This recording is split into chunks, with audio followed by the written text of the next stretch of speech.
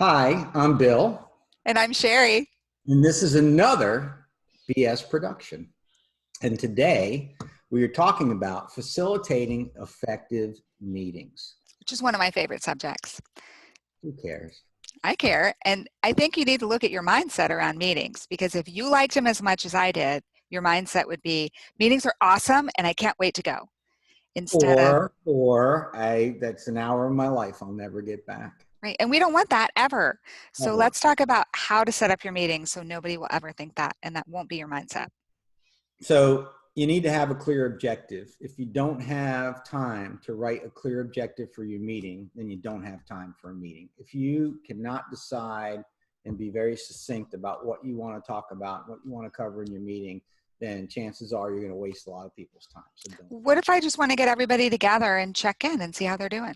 Well, why don't you just schedule that and say that's what you're going to do then? Or you could check in with them individually because it would probably mean more. People will probably be more forthcoming if you met with them one-on-one than try to get them in a group because you don't know the dynamics. Some people are introverted. There's a lot of different ways that you could communicate. There are other options, right? What are those, Sherry?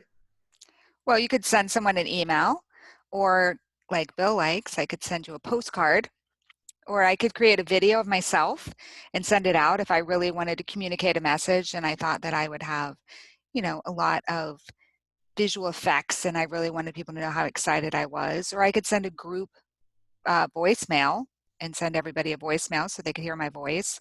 Or I could send some kind of picture or diagram that represents what I want them to know. Or a meme. You could send a meme or a GIF. You could. You Yeah. could. So how often should you meet? Well, it depends on the topic, the subject matter, the resources that you're going to pull together. It could be a one and done. It could be monthly. It could be weekly. It could be daily. I find though, if it's not a one-time meeting, it's those monthly, weekly, and daily meetings that tend to get off track. They do. So in order to keep them on track, you need to, number one, be sure you have the right people around the table, right? Who needs to be there? And then you also need to decide how long the meeting needs to be. Well, and how long you need to be there. So yeah, when you look at how long the meeting needs to be, I personally love standing meetings. They usually last about 15 minutes because that's how long people will stand around before they want to move on. And so that really allows you to get to the point. Why are we here? What do we want to know? Let me get feedback from you, kind of rally around and see if anybody has anything they have to say, and then let everybody go. I find that to be a really effective way if you're in a changing environment or you're meeting about a project plan before you start working the day, or a very collaborative environment. That can be really effective, whether it's online or in person. You can do the same, just stand up at home and then you can really gauge it. And it depends on the topic, right? And it depends on the complexity. Right. If you were doing a strategic planning meeting, that obviously you couldn't do that in 15 minutes, but you or might, an hour. Or an hour. You might break it up into manageable chunks, right? To make it effective. And so the other thing you have to think about is what is the mindset of the folks that are coming, right? Is it a celebratory mindset? Are they nervous? Are they excited? Are they afraid? Are they proud? Are they angry? So what do you think you could do to set that mindset? And to help them, like, start out your meeting. You could start it out and say, I know everybody's heard about, our CEO leaving or something. I mean, if that's what's happening in your organization, you should start the meeting acknowledging that that's what's on people's minds, and then let them know, like, well, we're not going to be discussing that today, or what we're going to talk about today will help you to deal with that, or whatever it is. Or you might have everybody take a deep breath at the beginning of the meeting, or check in with a word that they're feeling, but you really want to acknowledge them. So Bill moved on to the agenda, but I wasn't done talking about that. Well, but Talk about your agenda now. If you do a good job on the agenda and you send it out in advance of the meeting, which I recommend, that should set kind of the tone for what you're going to discuss and should reveal to the people that are coming to the meeting what the meeting's about. Because nothing's worse than getting invited to a meeting and not know what it's about. What's the objective of it? What's the agenda for it? Well, and everybody's personality is different, but I do not like to go to a meeting and then be caught off guard that I should have had information that I don't. Like if you're going to ask me about my department or statistics or what's happening, I want to know that in advance so I can gather all of my data and then I can be really prepared when you call on me. So it's really, really, really helpful if you have anyone like me in your organization to make sure that they know the topics that you're going to be talking about so that they can bring way more information than you could ever need. But it makes them feel comfortable in the meeting and being part of the conversation. And the mindset in the room could be the elephant in the room, right? So like today, it could be, what's the future of our business going to look like in light of what's happened with the coronavirus and shutdown, right? So you may have to spend a little bit of time on that to get people, their mindset in the right place to talk about whatever the specific item is you're going to discuss. And you need to make sure that's in your agenda, like the time to do that. Yeah. Set that time aside. And so we recommend an agenda. We recommend that you have action items. If you had a meeting before, then let's follow up on those, because let's acknowledge whatever we talked about was important, whatever assignments were given in that last meeting need to be followed up on, so people know that the meetings, you're serious about what you're discussing and you want to follow through. There may be standing items if it's a regular business. If it's a regular meeting you have every month, you might be talking about financial results or some sort of indicator that you're studying for your group, some performance indicator. Or there may be new business. What are some new items we need to talk about? Are there some innovations to how we do our business? Are we trying to get some best practices? Whatever those items are, you want to list those on your agenda. Excellent. And so then we recommend that you have roles. And so depending on how big your meeting is and how many people are there, you might have multiple roles, but we do recommend that you always have 2 roles with 2 different people. One is the facilitator. That's the person that's going to be responsible for leading the meeting. The facilitator doesn't have to be the subject matter expert or the one that's delivering all of the information. They're just responsible to make sure that everybody gets a chance to talk, that you're asking, for more feedback than just from the one person that kind of dominates the meeting, that you're getting feedback from both your, external out, what's that word I'm trying to say? Like extroverts, your extroverts that are and your introverts, the people who talk a lot and the people who are thinking a lot, but you got to ask to find out what's on their mind. So that's the facilitator's role. The timekeeper's role is to make sure that they're keeping track of how much time. So if you give a topic 10 minutes, when you're getting close to the end, they need to say, we're almost done talking about this topic. And then the facilitator needs to be able to say, we need to move on. Right? Then you'll have your recorder and your reporter. If you are doing a Zoom meeting or a technology meeting through some platform and you record it, then that's your recorder. You don't need anyone for that role. But your reporter is the one who, like Bill was just talking about those action items, they're the one that's going to write down the action items. So who's going to do what by when? And then at the end of each topic, they should be able to say, okay, so Bill, you said that you would do this by this date, and they'll agree, and then they'll move on, because those are the items that you're going to send out at the end. And then if you're doing an online meeting, you want to make sure you have a technologist, and they're just going to run the software for you. So they're going to check to see if someone's raising their hand or they have a chat. If anyone has any trouble with the technology, they'll help them with that. If you're breaking out into different rooms, they'll do that. So we recommend that you have these 5 roles covered for every meeting. And again, the only 2 that have to be 2 separate people are the facilitator and the timekeeper.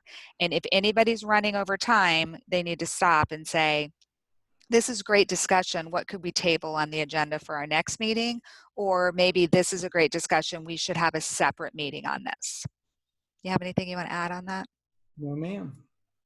So we talk about minutes to the meeting, and I've seen minutes that look like a deposition. Yeah. It's very hard to kind of call through to say what happened. We like to do meeting minutes that are fairly simple. Just describe the person that's responsible, the action item, and when it's due. And I always default to the next meeting as a due date if we don't assign one. And I usually get agreement from folks on that to begin with.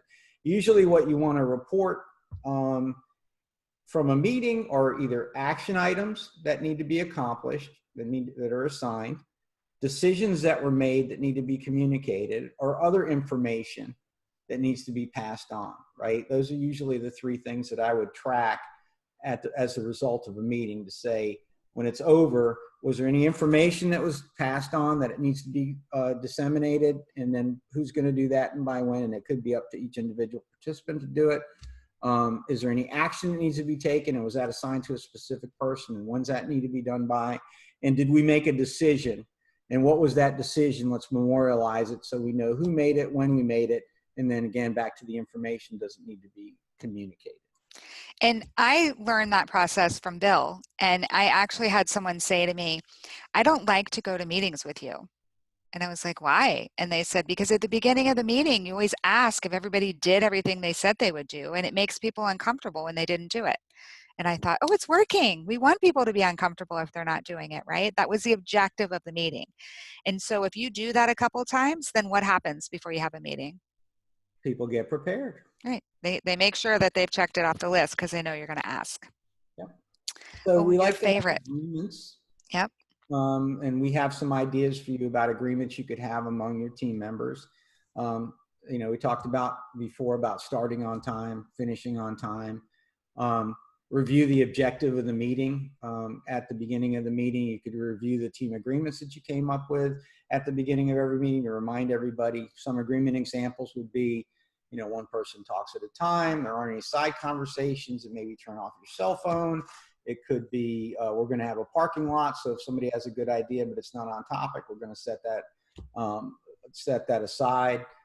These are just some ideas that you could use to have with your team. You can make up your own. I would memorialize those. I'd print those on the agenda every time to remind everybody of what they are. And you could review it at the beginning of each meeting, or after a while, if it's a standing meeting, you probably won't have to do that. Or you may add some new ones. And one that I love is like no meeting after the meeting, or silence in the meeting. Like if you don't speak up in the meeting, that means you agree, so that you can really make sure that the decisions made stick. And I agree, you should put them on the agenda every single time, but this should be very true to your culture, and you can revisit them, add to them, or change them as the meeting group changes or as the needs of the group change. So to recap, have an agenda, have an objective, pick the right attendees, assign roles and responsibilities, have team agreements, and keep and distribute minutes. And I like to put a time frame on that, on the minutes especially. Don't let a lot of time go from whenever the meeting ended to the time the meeting's minutes get distributed. And your minutes may not just go to the attendees. They may end up going to other people who just need to be informed about what happened at that meeting. I agree. And I think one of the most important things is, it seems like this takes a lot of time, because it does. You should put time into your meeting on the front end, because that's how you're going to make sure you get the results that you want from the meeting on the back end. So if you think of a meeting as something that's expensive for your organization to hold, as something that's going to have value, and the reason you're having the meeting is to get input to make decisions, then you'll really want to make sure that you put together an agenda and the follow-up on your meeting log that makes sure that you are getting those results. And if you start doing that and people see that coming to your meetings means more results, more productivity, things getting done, decisions being made, and that they get to have input, people will love your meetings. They won't roll their eyes when they have to come. They'll know you're going to start on time. They'll know that you respectfully end on time. If you want to be super respectful, you could end 5 or 10 minutes early, and that will allow them transition time before their next meeting. And they'll know that you're going to get things done. And so you will have the best meetings in the company, and your company will really be focused on results. Don't you think? One thing I can guarantee is every meeting you hold will have a financial impact on your business. You can control whether that's a positive one or a negative one. If you're wasting people's time, then you're wasting the company's money. That's a negative one. If you're having very efficient meetings and result-oriented meetings and things are getting done, decisions are being made, actions are being taken, they can have a very positive impact on your business. So we want you to have a positive impact. That's why we're Positive Impact Force. So Thank you very much for attending today, and we appreciate you being here, and we hope that these tips were helpful, and we hope that your meetings will be more impactful and have better results as a result of you spending time with us. Join us again for another BS production, and we look forward to seeing you again. And if you look at our website, www.positiveimpactforce.com, you'll see that we also have a meeting tool that can evaluate your meetings. So if you need that service, let us know. Thank you.